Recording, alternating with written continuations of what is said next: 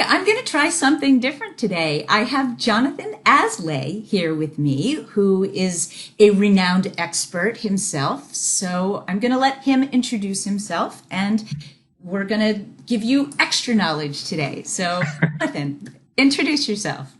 First off, thanks so much for having me, Donna. This is exciting for me, and I've been watching a couple of your videos, and I just think you're awesome. So thanks so much. Thanks. All right, who am I? Well, I'm a dating and relationship coach, predominantly helping women understand men. And in particular, my age demographic tends to be people that are at midlife. So I always say after baby making years and before retirement. Although lately I've been getting so many 20 and 30-year-olds following me, because I kind of have this big brother approach. I'm like very protective of my clients, and I'm making sure that they're going out with the right guys. And if the wrong guys, I'm like, I'm going to kick your butt if you treat my little sister bad. Right. That's awesome. That's my energy. That's so awesome, because I always say I take like the big sister approach, that I'll be okay. kind of your new best friend, so yeah.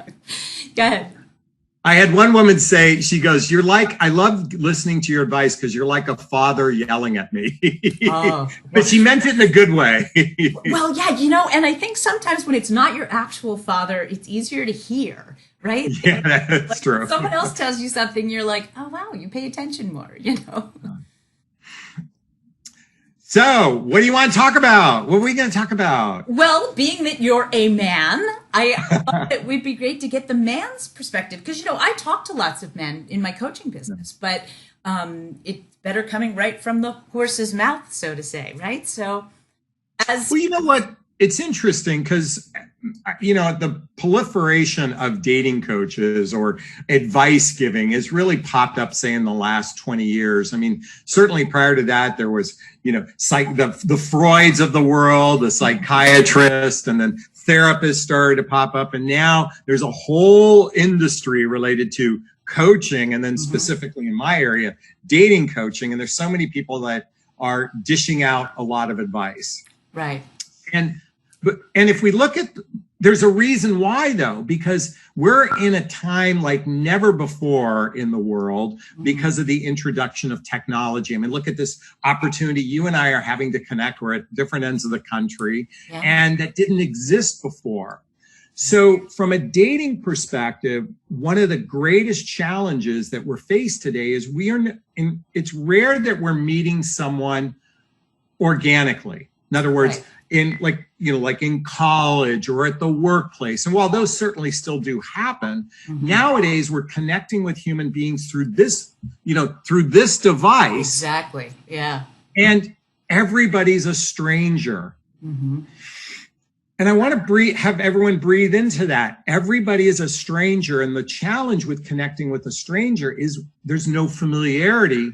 And without familiarity, there's no trust. So right off the bat, in the dating realm, we start almost not sincerely mistrusting, but since there's lack of familiarity, and which leads to a lack of trust. If you've been hurt in the past, you're kind of leading with mistrust. And so this is what we're dealing with the vast majority of the dating population. Right. Yeah, I completely agree. And add to that divorce, because while my specialty is divorce, only because 75% of singles who are actively dating over 40 years old are divorced. Right. Now, that's anecdotal, but it's a pretty fair, accurate. I did a study on Match.com, and literally 75% of people who were on Match over 40 were divorced. So right. Well, and if I could just interject, sure. Sorry, I get on my rolls. No, please. I love that. I do too. But I get a lot of female clients who have not yet been married, who are online looking, and they're like, I don't want a married guy. I want to get married for the first time. And I really try to encourage them, no, the reason you want a married guy is because he is capable of making that commitment. And I've had a lot of married guys that have said, I love being married. I just married the wrong person. I'd like to find somebody better.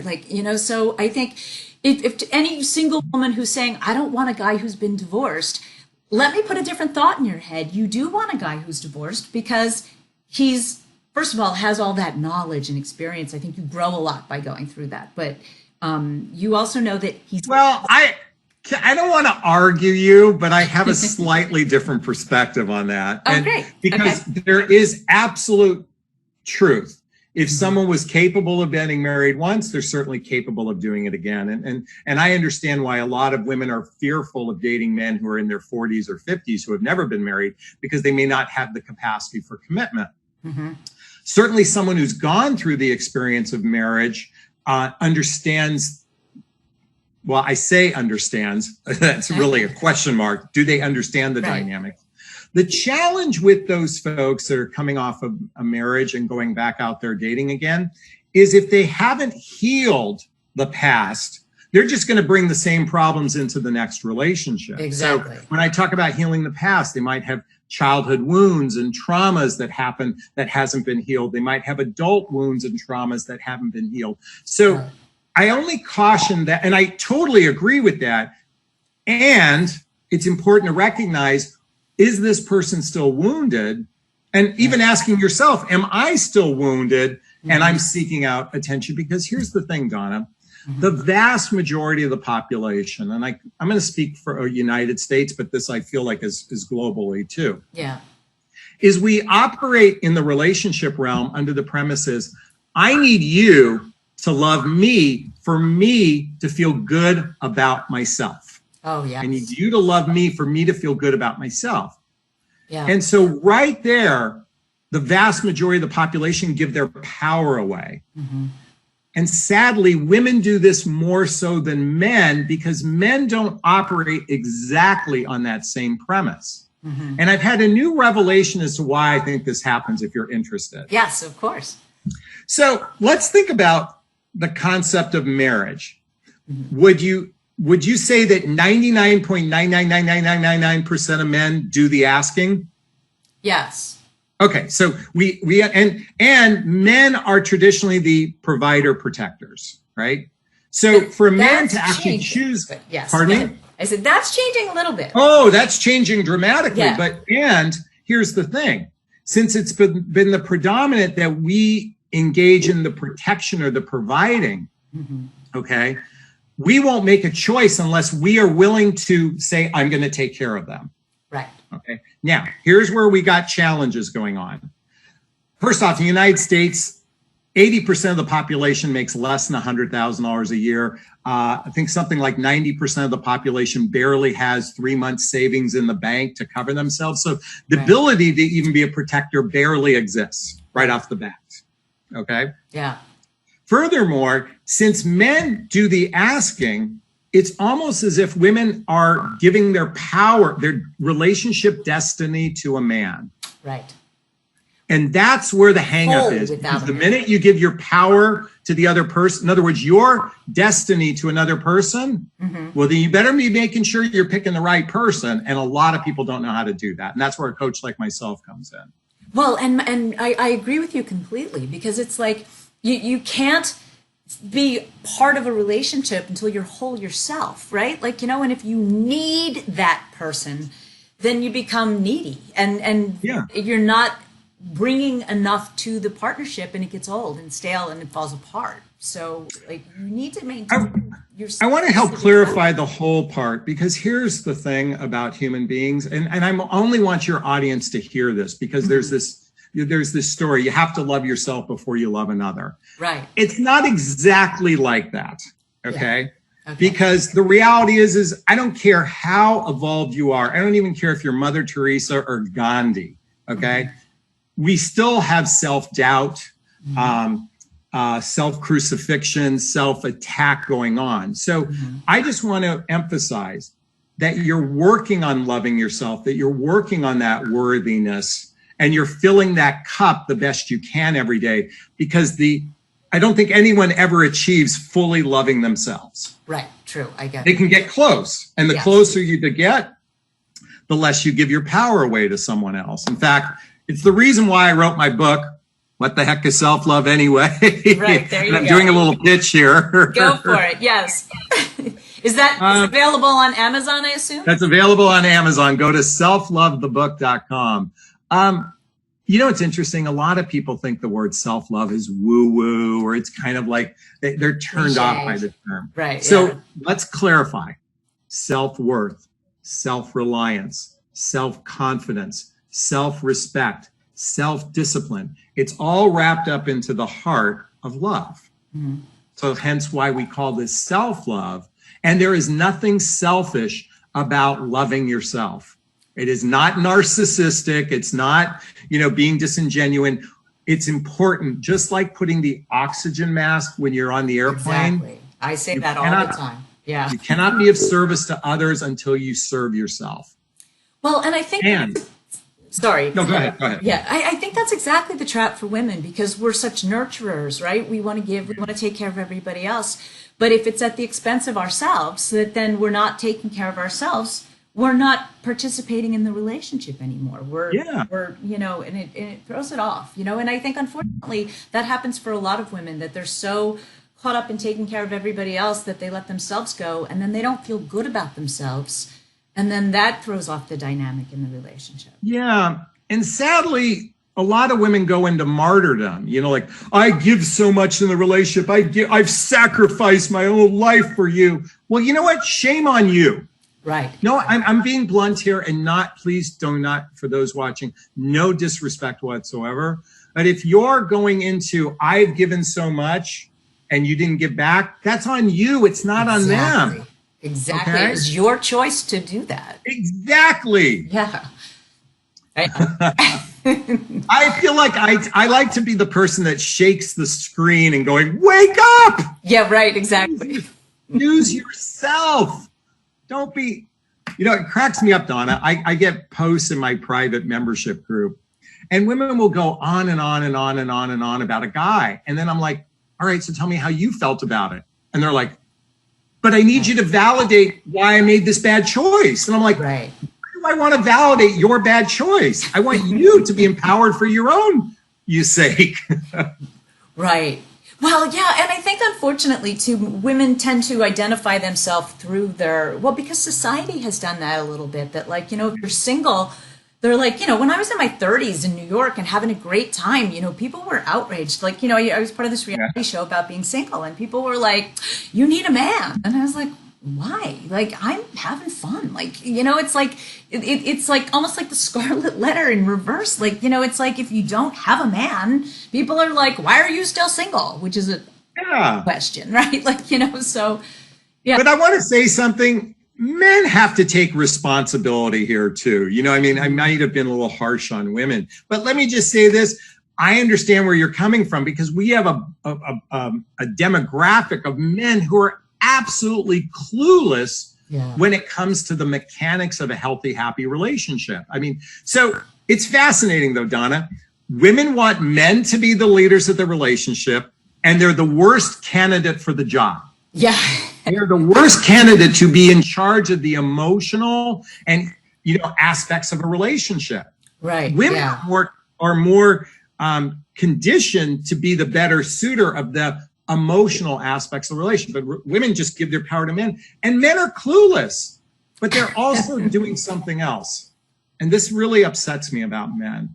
They're not being actually mindful that their actions can affect another human being's emotional well-being. Oh, thank you for that. Yes. I am so can I curse? Absolutely. Okay. So I'm so fucking tired of men acting like little children under the guise of, well, I'm just being honest with you because I'm just telling you my needs. I'm like, bullshit. There's another human being. When you put that penis into a vagina, you're actually entering another person's body. Be mindful that your emotions can affect their well-being. So I'm here to complain on both. When I say complain, I'm here to call bullshit on both sexes. Okay. Right. Yeah. No, but as a woman, I'm so happy to hear a man say that, because it's like, I made a video years ago called why men say things they don't mean. Right. Because it's like, in the moment, you're all like, this and that, and then you kind of forget that you said those things. And it's like, then don't say it if you're not going to really follow up, Well, I think the reason why this happens is that the vast majority of the population, men and women alike, truly lack emotional maturity. Absolutely. And if you're interested, I'll share you what I call the 5 signs to emotional maturity. Oh, go for it. I would love that. Okay. Sign number one, and this is an obvious one, your actions match your words. Right. In other words, if you say you're going to call at 9 o'clock, you call at 9 o'clock. Exactly. And, you know, while there's always the exception, you're consistent with your actions matching your words, number one. Number two, you take personal responsibility for your choices. Because that's what we were talking about before. Here in the United States, men and women are sucking on the nipple of victimhood. We are suckling on the nipple of victimhood here. Right. It is such a victim consciousness. And oh yeah, sure, it's the government's fault, or it's the, you know, it's the president's fault. Blame, blame someone else. Yeah, until you take ownership, you will continually be emotionally immature. I said it, there I am, have it. Number three, you know how to do what's called fight fair. And what I mean by fighting fair is when two people have a disagreement in relationship or in life, an emotionally mature person listens to your point of view, accepts your point of view, maybe has an alternate point of view, but the other person is doing the same thing. In other words, you're both listening and accepting the point of view. That's what an emotionally mature person does. An immature person says, I'm right, you're wrong, fuck you.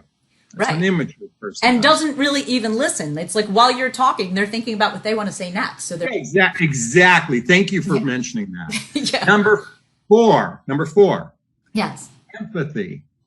Now, what I mean by empathy isn't I can feel your feelings. Because to me, that's one aspect of empathy. But I want to go deeper into empathy. And empathy is I care about your feelings. Exactly. That is genuine emotional maturity. That's why when I said before about men being jerks or assholes, it's because they're not actually caring about their feelings. They only care about their own feelings. Exactly. Not all men. No, a lot of men who have blinders on. The only reason why they're doing that is because they have blinders on, not because they're bad guys. And the fifth sign of emotional maturity is what I call transparency. And what I mean by transparency is if you ask me a question, I'm going to answer it. You know, now, if you ask me a secret, I may go, wait a minute, you know, I may hold off. And what I mean by secret, something personal and intimate to me that I'm not ready to divulge. Right. But if you ask me a sincere question, I'm going to answer it. Furthermore, a transparent person is capable of being vulnerable enough to share their feelings without fear. Yes. And that's the deepest sign of emotional maturity is I can share without being afraid that you're going to judge me for it. And this is where so many women get stuck. They're afraid to share their feelings because they're afraid of what he's going to do. Fuck what he's going to do. Share your feelings and own them. And when you're in that space, you're always going to come out on top no matter what. Well, okay, I'm done preaching. Did I do a good job? Yes, I think that's amazing. And thank you. I'll wait for hands. And you know, I think also too, people are afraid to share their feelings because they don't want to hurt the other person, right? And people tell me the best conversation I ever had was when we were splitting up because there was nothing at stake anymore. They felt like they could tell their truth. But then that information could have made the relationship better. Because I would say you don't know what you don't know, right? If you're holding on to something and you're like, oh, I can't tell you that because it's going to hurt your feelings, but I could fix it if you told me, then I'd rather know, even if it's going to hurt when it first comes out. Now we know what we're dealing with and what needs to be fixed. Yeah. You know, I think the reason why we're afraid of hurting someone's feelings is oftentimes we don't trust that they can hear our point of view. I think that's part of half of the reason why it's not so much like, in other words, their ego is going to go in. It's all about me. Right. So it's a tricky line, you know, and I think you're absolutely right. Cause you know, like even on dating apps, you know, like I don't want to tell someone your dating profile, like if someone emails me, a woman emails me and I'm not attracted to her and and they write back, well, and I said, I'm not interested. And they ask why.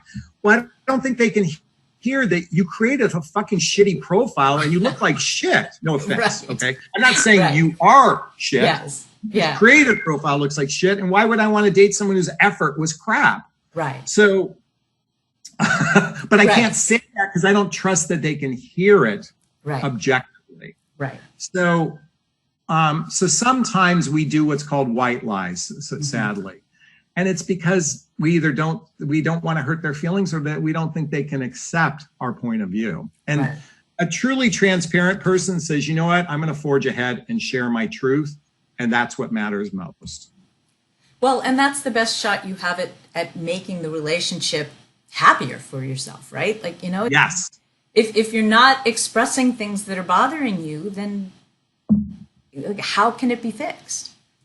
One of the reasons why I wrote my book, What the Heck is Self-Love Anyway, is that I'm a believer that every human being needs a daily practice of personal development, self-help, and spiritual work to better themselves, to have what I say is inner peace. Yeah. And so I've created all these principles to help create that inner peace inside of you. Because when we're operating from a place of inner peace, the relationship stuff works out actually relatively easily, because we are only responsible for our emotions and feelings. Not to say that we don't discount someone else's, Right. but when we come from that place, we're going to be better givers into a relationship, and we're going to be better receivers in a relationship.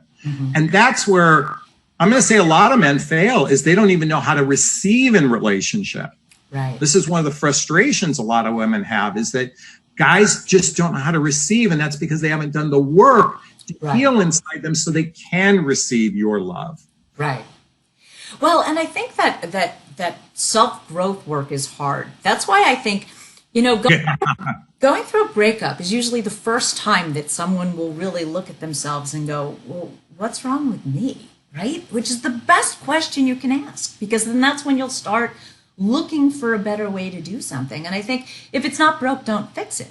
Right? Like, it's like that. A lot of people go right on into another relationship because they're like, yeah, I don't want to look at that. I just want to find somebody else. And then to your point, they repeat the same behavior over and over again because they never took the time to address it and learn something. Like, I love to say, God help me if I'm the same person I was even yesterday, because exactly. I love that. Because I'm always looking for a better way to get along with people or move on and just be the best version of myself, right? So it's like, shame on you if you think you can just keep plowing through and you never have to look at your own stuff, because we all have it. Like, it's like, and your life gets better when you're willing to acknowledge that and get it and make adjustments. So I think self-reflection, which is really what you're encapsulating what you said, I think is imperative for what I said earlier, inner peace. And even if it's 15 minutes a day of self-reflection is invaluable if you accumulate this over time. And we have been so conditioned for, I want to be able to read this book and all of a sudden be healed. Right. Quick fix. It's like to play the piano.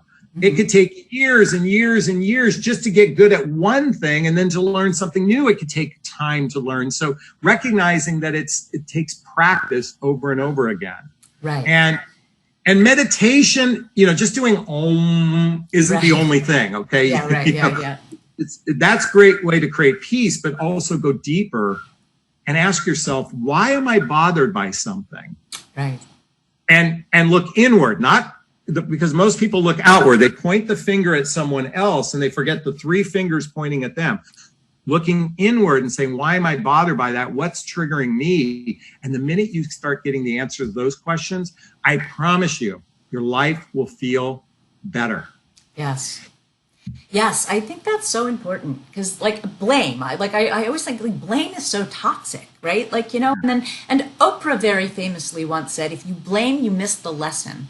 And that's really, I like that one. If you blame, you miss the lesson. I like that. Right? Isn't that great? Like, because it's like, while you're so busy blaming everybody else, you're missing your own part of it. And then you can't control what anybody else does. I mean, it's actually a great thing that you can only make changes like to yourself. You can make your own choices and you can change, but you can't make anybody else change. So it's like, driving yourself crazy trying to make that person change because you blamed them for what's not working. If you look at your own stuff, then you have a shot at really enacting change, because you can change. Yeah. Well said. I want to check out that quote by Oprah. It's so effing true. I love it. Yeah. She had an author on, and I don't remember who that was, unfortunately, but like, yeah, it was, the whole thing was about taking self. Oh, was it Brene Brown? I love Brene Brown's work. It could be. You know, Yeah. I'll have to Google that and let you know. And by the way, for those listening, Brene Brown, she does a whole thing on shame and empathy and blame and guilt. I mean, and her work is brilliant. I love Brene Brown's work. Just Google her, Awesome. watch a couple TED Talks. You will be blown away. I'm talking to your audience here, Donna. You know, thank you. I think that's awesome. So, in fact, on my YouTube channel, for those who watch my YouTube channel, I continually refer books that I read because I think the vast majority of the population is so uneducated on both human behavior and relationships. In fact, we have zero education on it. So I'm always introducing the best books, or at least my perception of the best books. Right. I do the same thing. But I'm right. No, I'm just kidding. It's because here's the thing. I've learned that most people see love on a continuum like this. Okay. I have a 1-bedroom apartment. If I have a house, I'm going to feel better. I have a Hyundai car, but if I'm driving a Rolls Royce, I'm going to feel better. It's like this. Right. But they've studied love or happiness. Not, I said love, I meant happiness. Yeah. Happiness. But if you look at happiness on a vertical line, it looks like this. Whenever we're in a state of learning, or giving, we are actually in a state of love or happiness. Yeah. And so when we're giving love and when we're learning, we are actually feeling happy. Because think about it, when you learn something new that you go either about yourself or about life or whatever, you're like, wow, that feels really good. Yeah. So why I encourage reading books is to learn to shift your perspective from a way of thinking that might not serve you to a way of thinking that might actually empower you. And that's my invitation for everyone. Well, yeah, and I agree completely. Whenever I get a new coaching client, I always say to them, do you like to read? You know, and the ones that are like, oh, not really. Like, I can recommend 1 million books. They're never going to read it. Like, you know, or they'll buy it and it'll sit there and they'll never open it, you know, but yeah. Well, I purposely charge a lot of money for my coaching. So I only recommend one book. Yes. Well, I actually recommend my book too, but I recommend a couple books. Yeah. But there's one book in particular that they have to read during our coaching program. And I'll tell everyone what it is, because this book is the life-changing book. It's called The Untethered Soul by Michael Singer. The Untethered Soul by Michael Singer. That, and by the way, for everyone listening, only read one chapter at a time, and no more than 2 chapters in any sitting. It is that deep. Oh, cool. And I promise you, even if you're the person that hates personal development, you'll read this book and you'll start referring it to all your friends. The Untethered Soul by Michael Singer. Thank you. I will post that so that people can find it. Yeah. I'm sorry. That one, to me, has to be on everyone's reading list because it teaches you how to talk to the voices in your head. Oh, that's great. I've not heard of that. So thank you for that. I will You're welcome. Read that myself. Yay.